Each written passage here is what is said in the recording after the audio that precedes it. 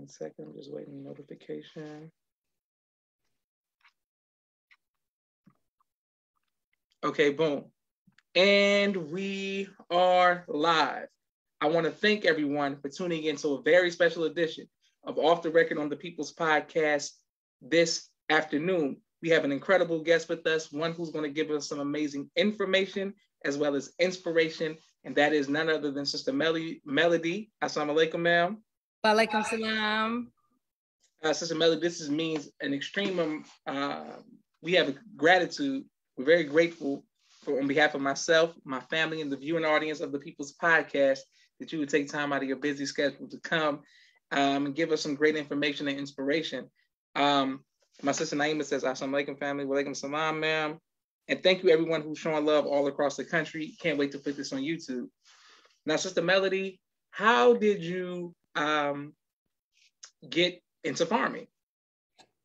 That's a great question. I mean, because Brother Josh, I grew up in New York, and we didn't have anything to do with farming. Okay. So one of the lectures the minister and Dr. Eileen did about 12 years ago, I want to say, close to it, they start talking about the importance of growing your own food. And that's when I first heard of the term hoop house and the benefits of hoop houses. So I just started having meetings with some people that I knew was interested, and we were thinking alike, and we were starting to meet about talking about hoop houses. And then shortly after that, the minister had, he had asked 2 people from each region to go and get trained from Will Allen. So that's how I first got into it, through listening to the minister and Dr. Eileen about hoop houses. Okay, great. All praises to Allah. And can you, I want to make sure people are showing you love all across the country. My sister Miriam says, Assalamu alaikum, family. Chancellor Moore says, Assalamu alaikum, family. Alaikum salam to everyone who is watching. What is a hoop house? Can you clear that for us? Yes, sir. Yes, sir. So a hoop house is similar to a greenhouse. So the hoop house gives you the ability to extend the growing season, like either prolong it or start it earlier. So in other words, it don't only prolong the season, but it also protect from the chemtrails and a lot of the pesticides and different things that's in the air. So you'll be able to grow your food. And I mean, I recommend that everybody who's growing food at least have 1 or more hoop houses on their land, because sister in South Carolina, she told me last year, we went to visit her farm, and she said, Sister Melody, all of my neighbors' crops were lost from the flood and from the rain. And she said hers wasn't, and it was because of the hoop house. So the hoop house have many, many benefits. It's very economical. Our first hoop house on the land that I have, I want to say that brother oh my goodness, I'm so sorry. But anyway, our brother, he had passed on, and I dedicate that hoop house to him because he helped us financially get it. So his name would come to me in a second. Okay, yes, ma'am. Well, thank you very much. And Brother Alec. Jerry, I'm sorry. Brother Jerry, yes, Jerry. ma'am. Oof. Okay, Brother Alec Muhammad says checking in from mosque number 47 in Tampa, Florida. All praise to Allah. Thank you very much for watching. Yes, ma'am. So we get a hoop house. Can you give us the steps to people who like farming 101? What do we need to do?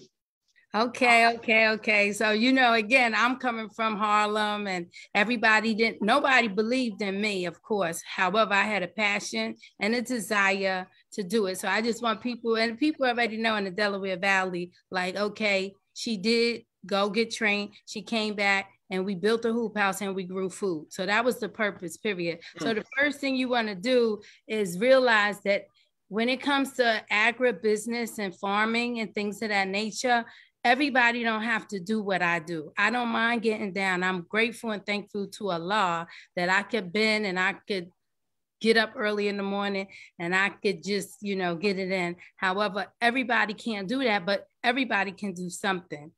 something. Somebody could water the plants, somebody could do this, somebody could do that. So, the people, the believers in the Delaware Valley and other people, we came together. Dr. Eileen told us that it would cost us roughly about $1,500 for the materials for the hoop house. So we all came together. Originally, we asked 15 people to put up $100. That didn't work. So if it's your idea, of course, you're going to have to put up the most funds. So of course, I put up the majority of the funds. However, we got it done. We got food growing out of that hoop house. We proved we could do it, but it couldn't sustain itself because unfortunately, we didn't physically live in that community. So, but it was a learning experience for me because, I had ran into the situation where we planted, we grew it, we built a hoop house. People wanted me to wash the vegetables off. They wanted me to bring it to their door. They almost even wanted me to cook it. So, again, there's something that everybody could do when it comes to either marketing or connecting with people, building relationships, putting up finances. It's something. You can't tell me if I talk to somebody and they tell me there's nothing they could do to help, I don't believe them. Okay, yes, ma'am. Yes, ma'am.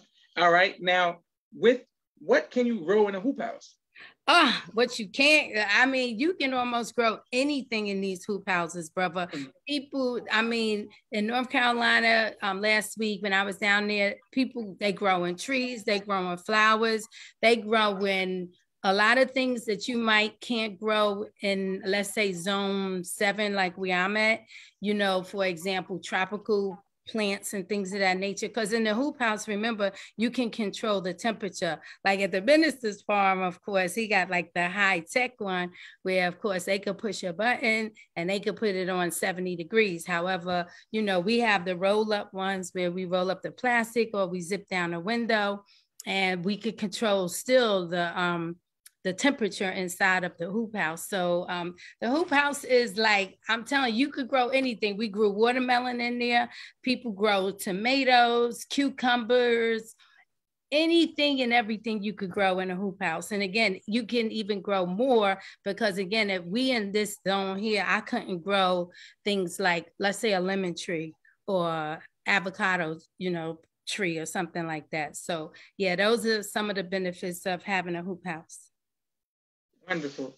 And yes, you're saying you can do all of this for $1,500 or less. Now that was back then when we did it. So, you can make hoop houses out of PVC. Most of them are made out of metal, and you want to make sure you get it secured because unfortunately, like in the South and different places, people, have these tornadoes and things like that. So you want to be able to secure it down. And of course, you might have to switch the plastic every now and then for different reasons. And they got this plastic, like 7 mil, is really thick. So, again, changing the plastic is nothing because that happens over a couple of years at a time. You can even keep animal husbandries and hoop houses. Will Allen, he had his chickens in a hoop house. So you could do all kind of things. And matter of fact, you can have a workshop in a hoop house. So it doesn't have to cost $1,500, but they range according to the size. So it depends on where you at and what you want to do and that kind of thing like that. Okay, great. Yes, ma'am. Now I want to get some. Thank you all for people showing you love. Brother Alec says I won't get dirty. But we better get ready. You know what I'm saying? He doesn't want to get dirty, but he's with you 100%. Okay, great. If you're in a urban area, concrete jungle, mean streets of Harlem, Brooklyn, wherever, you know what I'm saying, Chicago, Atlanta, LA, where do you build a hoop house? Okay, so in these communities, they have land banks that are in different areas, and they have these little what you call lots. So a lot of times, people don't know, but I just took the watershed steward class and learning more about like watershed and things like that. So when a project come to your city and the investors want to just build, of course, they not thinking about where the runoff going to go, where the water going to go. So usually if you see a lot and you pitch, look, I want to grow a garden here, and the trees that the orchard I'm gonna put around the garden is gonna help the environment. It's gonna help the water runoff, because we don't even know what watershed mean. Most of us, I know I didn't, and I'm still learning and trying to understand what the watershed mean and where does water runoff go. Because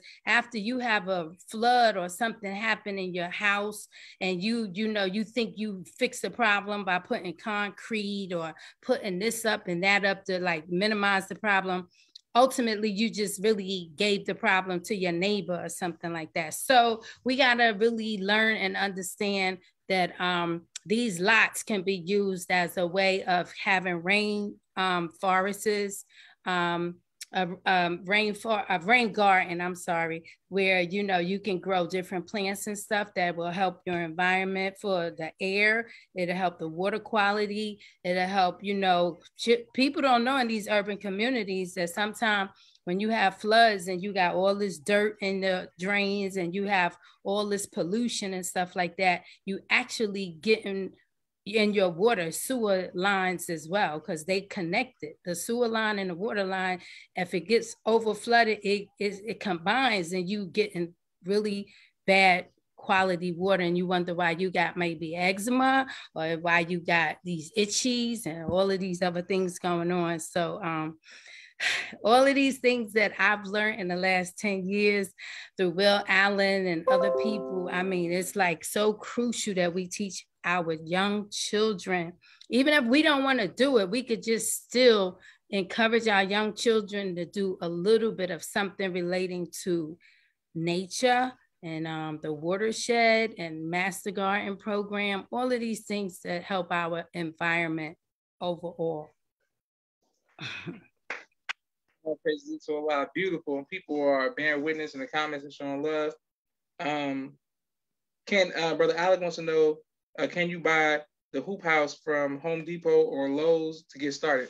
Oh, absolutely. One time I did a project in Philadelphia for Kenny Gamble, and we bought a $40 hoop house for the children to put in their classroom. So, they range anywhere from $40 to $15,000. I'm working with a group now, and they had a $5,000 hoop house we put together. So they have, you could Google it, and Amazon, of course, have, hoop houses, and Home Depot, Lowe's, all of those places you can find hoop houses now. And again, I recommend everybody, even if you have a small area, to just do it, because that spotted lanternfly too is getting on all of our different crops and stuff like that. So you could control the bugs too. Okay. Yes. So you're saying this is a science that we should absolutely get involved in learning and in practicing, correct? Absolutely, because moving forward, of course, we talk about how to eat to live like almost every day. So the thing with how to eat to live is you want to really eat what's in season. Like, blackberries was in season and cherries was in season, and then now they out, at least in this zone. So you want to be able to, I want to say, control what you doing, what you eating, and things of that nature, because of course the stores now are ridiculous when it comes to, the food prices and things of that nature. So we got to stick together and contact each other and build relationships, because I'm not going to grow everything. I already know that. I make carrot cakes. That's my specialty, but I'm not making no apple pies. I'm not making bean pies. I'm going to call Chicago, somebody who I know local, and get that. But we can network with each other like that. I'm not trying to do everything and wear myself out. Okay, yes, ma'am. Now, what Now you're saying there's different seasons for the fruit. When is Popeye season? When does that season come in? Like, yeah, Popeyes. Oh my goodness! I'm just after traveling with Mother Tynetta for so long, I stopped eating chicken when I was traveling with them. So that was about a good 6-7 years ago. Popeyes is never in season. I'm not saying that people don't have an urge sometime for chicken or stuff. I just had a Kit Kat. So who am I to talk about what somebody else is eating? So at the end of the day, you just do things in moderation and don't overdo it, especially with no daggone Popeyes. It smell good.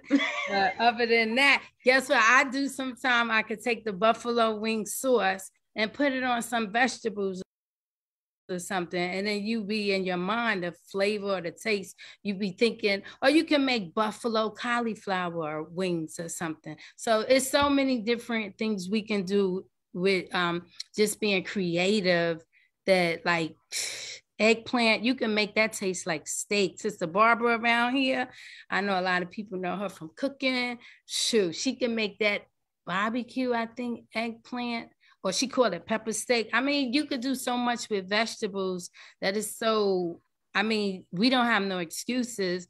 But again, if people don't want to do it themselves, they could just make a phone call. Might have a consultant fee here or there, but depending on how much time you want from me. If you want 2 minutes, boom, you got it. But if you need me to walk you through and come to your house and do stuff like that, then, come on, you got to send for me. Yes, ma'am. I understand. And my sister Naima was laughing at your references, and Brother Alec is still talking about staples and saying we got to tighten up. Okay, yes, ma'am. My next question for you is, what was it like working with Mother Tynetta? Oh my goodness. I remember one time her son, because I was not immature, but I was not as as knowledgeable as I'm still learning every day. But I learned so much from them. Sister Callie and Mother Tynetta, traveling with them, she, I was able to be in in her close circle, and that was a privilege. And I mean, I don't take that lightly. And I feel like, I'm obligated to represent and give back. So when I go to these different countries where I went with her, different countries I traveled with her and I seen what she did, I'm duplicating what she did. So we got off the planes at times and people would run up to her and we would give out the final call. Once she had me speaking in Bimini about agriculture to the natives and things like that. I mean, she was a little disappointed that we wasn't able to speak Spanish. So I think we should all continue to work on our Spanish, our Arabic, and other languages. So when we go places, that at least some of us will be able to do the translating, so she won't have to work as hard. So that experience, and I had invited one of the sisters from Philadelphia to come. And I always tell people at the end of the day, they could have went, because it wasn't like it was blocked out from people. But I tell you this, I don't know anybody right now, and I wish it wasn't Mother Tynetta right now, that was taking young believers and doing that, traveling with them and getting that experience and learning about trade and commerce and learning how to put them 7 units into practice when we travel, and learning all of these different things that she taught us. So I'm so glad I was able to do it. And I'm so glad that I did it, because again, I don't see that now. However, I want to be a little example like that. So again, that's why this North Carolina piece is important for me, because I want to be able to bring people and set up something like that. And I have a lot of her audio, because she always encouraged us to carry the little audio thing with us and to document it. So she didn't do that for nothing. So I feel it's my duty to at some point come together with Dr. Darnita and Sister Callie and everybody, and us, be able to put something together, and show, some love, and show a lot of the pictures that we have from her travels and stuff. So that can't just go dormant. It has to be pushed out, because, again, a lot of the MGT don't get that experience. And I mean, I'm telling you, I feel like, I was truly blessed. I was truly blessed to be able to be in her presence. And I still feel her energy now. All praise due to Allah. Beautiful. Yes, ma'am. Yes, ma'am. Okay, great. Well, speaking of Mother Tynetta Muhammad, when did you first hear the teachings of her husband, the Most Honorable Elijah Muhammad? So I grew up, my uncle was a 5%er in New York, so I kind of knew like some of the supreme mathematics from them. But one time the minister came to the United Nations downtown in New York, and we took the train down there, me, my son, and, a few of my family members, and my uncle went as well. And I mean, everything the minister was saying, was things that I just knew for me was the truth. And I just wanted to learn more. And to be honest with you, down here in the Delaware Valley, they said I was one of the longest people to come in, because I was coming out 5 years before I got my ex. So I was working, I was procrastinating, but until I got into this real serious car accident that I ended up pulling out, the student enrollment and everything, and started to memorize what I needed to memorize in order to get my ex. So, but I feel like, I hate to use that word, but however, I feel like, my heart was there. I knew where I was going to be. I just was, all the time working. Beautiful. All praise to Allah. Yes, ma'am. And Chancellor Moore says, in terms of growing your own food, I know one thing is for sure, my grandmother's cucumbers in her garden tasted so different from what is in these stores today. Okay, excellent. Yes, ma'am. Now, what advice would you give to people who are just getting into farming? Okay, the advice I would give to people that's getting into farming right now is to consult with somebody like myself, or of course we could call Dr. Ridgely and get advice from him, or Sister Bessie Jean is one of my, I guess I wouldn't say we went through the class together. So, every now and then I reach out to her, but I'm learning from them. But the advice I would really give is make sure that you have some sun, an area where it's sunny. Make sure you have some drainage. If you pour some water in a hole and the water sit there for a long time, the drainage is not good. You want to make sure you have some good soil. So you want to go get some compost from one of the agriculture schools, or you want to get it from a landfill, or wherever you got to go, get you some compost if you can. And let me see, to build a raised bed is so easy, because even if you don't know how to drill the nails into the wood and make a box, it's not rocket science. You could use the rebar, and you could just hammer that thing in and hold the bed together. So it's really no excuse. Again, I got things growing in the front of my house now because I really not caring about the aesthetics, if you will. I'm like, look, I'm just going to experiment, because with us experimenting is better than us sitting around doing nothing. So I've met a lot of friends, like Caucasians, different cultures, and they willing to help with different things. And I would say also, Google some stuff, because it's a lot out there on YouTube to get started. But however, I think it's good to network with people, so you can have, I guess, a group, if you could. It's not like a lot of people that enjoy doing this, but I love it. I'm telling you, when I come home, I don't have no problems going to sleep. I don't, have those issues. And, I just feel like Allah is blessing me to be able to help people now that, again, they do look at me like, oh, she couldn't do it, but now they see that I did it. So hopefully I encourage other people to feel like you could do it too. If I could do it, you could do it. And if something is in the way, let's fix whatever it is and let's go from there and let's work together, because I realize in agriculture, Brother Joshua, that you cannot do it by yourself. You don't want to run nobody away. I don't care if the person is 2 years old. I don't care if they 88 years old. You do not want to run people away, because they can help you do something. And you always need people when it comes to agriculture. You cannot do it alone. So if you don't like people, figure out a way, get audited. And start thinking about networking with some people so you could start, working with people. You got to work together. That was one of the dilemmas that we had in Philly. Unfortunately, it was hard for us to work together.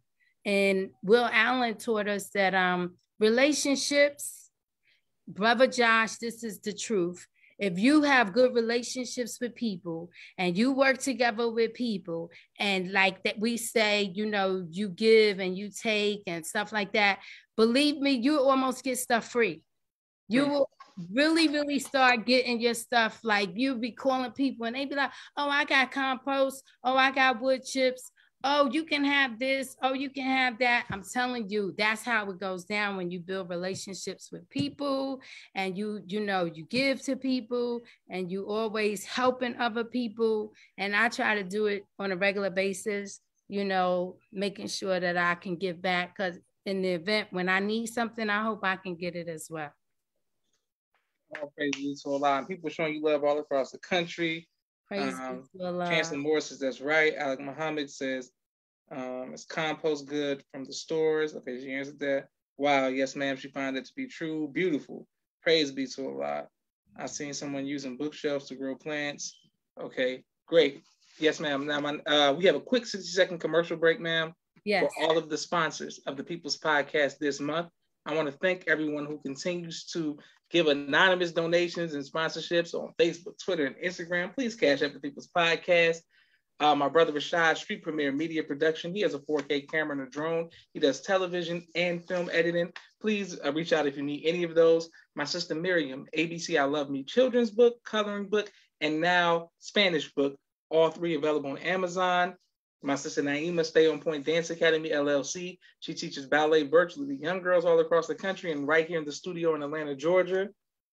Rod Communications. If you're working on a book and you need copy editing, project management, content development, or media relations, please reach out to Rod Communications. Fashion Guides, Urban Wear for men and boys, 314-329-6009. He'll keep you dripping in the best of fashion. Student Minister Robert L. Muhammad, conflict mediation, squashing the beef throughout the Southwest region. He does a phenomenal job. His wife is the Foodie Muhammad, giving birth to a God in the science of child rearing. Please get her book. Brother Kenneth, bow tie maker extraordinaire. He'll ship bow ties to you anywhere in the nation. Dr. Henry M. Carter, King Henry's Turkey Legs, right here in Atlanta, Georgia. Brother Rashad Muhammad, COVID-19 disinfecting cleaning services out of Chicago, Illinois. My father's book, A Soldier Movement of Christ, AbdulSharif.com. And last but not least, my two books, Cleopatra, which is a children's book, and No Father, No Excuse, both of which are available on Amazon. Coming right back to an agriculture specialist, an urban farming master, and Sister Melody. All right, now Sister Melody. Yes. What has been your greatest trial, and how have you been able to overcome that trial, ma'am? Let me think here. I guess one of the greatest trials for me was like physically transition and moving from one state to another when it comes to land and acquisition. So what happened was one of the believers told me about some land. Well, first, they told me about land near Dr. Ridgely. And then when we put a deposit on it, then the family was like, oh, we want that. So that was a little trial, but nothing big. But then, the trial for me was I went and I seen 7 acres on the Most Honorable Elijah Muhammad birth anniversary, October 7th. And I fell in love with it because it was like cotton fields everywhere. I never seen cotton fields in my life. And it was like cotton fields, and they was white, and it was sunny out, and I just wanted to get it and stuff. So, I mean, going back and forth from Philly to North Carolina, like that journey back and forth on the road, breaking down, all of the things I had to go through, getting people to tell me they will not, you know, not accepting the loans, and having to do fundraisers, and having to just, you know, go through that whole journey with the land, and then, you know, trying to even keep the land because, you know, they don't want us to have it. So I know that, you know, I've been doing pretty good so far with keeping up with them notes and everything like that. But that's been like, you know, one of the, I guess, trials that I think everybody gonna have to make sacrifices, Brother Josh. I mean, I'm gonna tell you the truth. I sold some furs, I sold some gold. I worked a lot of overtime. I worked 2 and 3 jobs. I just did a lot and gave a lot of stuff away, and just, you know, I know I had to make sacrifices. Some people might not have to, but I know, you know, I did, and I'm still making sacrifices that, you know, make this thing the way that I want to do it. And I sent you some pictures of our new cabin, and we have an RV down there. But the good thing, Brother Josh, the land that I got, we already got some, I want to say some income already, because we have some double wides that's already occupied, and that helps a lot. So whenever you get in land, if anybody out there does, you know, don't get just no raw land if you can help it, because if it's a house, like Brother Patrick always say, I believe it. If you know, first you want to get a pre-qualification letter, and then you want to make sure that hopefully that's farm land that you get, and you don't want to get no land that a farm has not already been there for the most part, because then half the stuff you don't have to do. You don't have to worry about the infrastructure. You don't have to worry about the road. You know, you don't have to worry about all these other things. So the cabin I got recently, you know, it wasn't cheap, but it's turnkey ready. So it came with the beds, the refrigerator, all the sockets. Nobody got to paint. Nobody got to put windows in. Nobody got to do any of that, because it's all done. So those are the kind of things I like personally, to make like a campsite, if you will. You know, so then we could teach our children and stuff all the different aspects of camping out, the things they learn in Boy Scouts. They could even learn how to do the bow and arrow things. You know, a lot of things that we take for granted that, you know, other people, children are learning because, you know, they go camping, but a lot of us, we don't go camping. I mean, for real, I think a Savior's Day should be on somebody's farm, you know, where we could do dry camping. We don't have to always, we know we could dress. The Nation of Islam is like the best dressing people that's out here, period. We know that. We don't guess that. We don't think that. We already know that. So now let's get something built. Every time a Savior's Day come up, let's build somebody something on their land to help them do something. We ain't got to always, I'm not saying it's not good the way it is. I'm just saying, in addition to what we doing, I like to get something built like all the time. Okay, great. So like a Habitat for Humanity type situation. Yes. Like, you know, if somebody need a tiny house built, like they said, the young FOI went to Dr. Ridgely's and they helped him build a tiny house. That stuff to me is like good, because anytime you have land and you want people to help you and you can't house them, that's the negative to me, because they got to go to a hotel. When they get to the hotel, they're going to eat breakfast. They're going to get tired. It's going to be raining or something going to happen. They're going to be coming late. You know, all of those things going to happen. So for me, have some space where you can have people to stay if you want them to help them, and they might not even want to leave. So, hey, that's what I do. I figure we got to house people. Okay, great. Yes, ma'am. Wonderful. Excellent.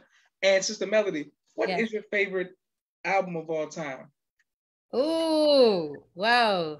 Oh my goodness. They doing Billy Paul tonight at 6 o'clock. And Billy Paul sings. He of course he sings the one Let's Make a Baby and stuff like that. But brother Kenny Gamble wrote most of all his songs. I'm trying to think I love Michael Jackson, of course. That was I loved Marvin Gaye. That's a tricky one for me, brother Josh. Okay. I don't even, and I love Dougie Fresh, of course. Just the when I'm working out, I like fast music. I can't say I have a favorite, to be totally honest. I just like music.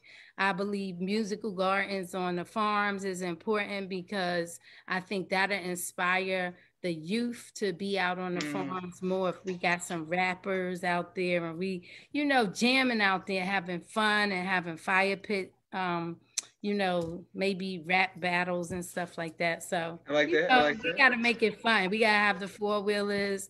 We got to have all that stuff that, we like. We got paintballing. We got to do all these. We got to have mini golf. So, yeah. I like that. And Billy Paul, so I just YouTube, I want to make sure before I said it, but he does sing Me and Mrs. Jones. Yeah. Okay, I just want to make sure. Okay, so I like that song. Yeah. Shamira X says ASA Farmer Me. Like salam, people showing you love all across the country. All right, excellent. And do you have a website or a way that people to get in contact with you, social media, so that people can reach out to you and get some advice on farming? Oh, yes, sir. Edith Family Farm. We named EdithFamilyFarms.com is our website. Edith Family Farms on Facebook is a Facebook page.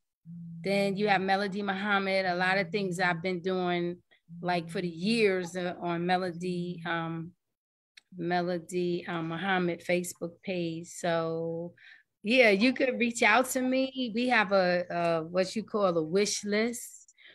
We would like, people to, consider to put on the land. So every year we do a camp for the children. And of course, in the next few months, hopefully, we'll be having more things on the land and just growing. And would love for, anybody that's interested in coming down to see in the North Carolina area, they can reach out to me and let me know.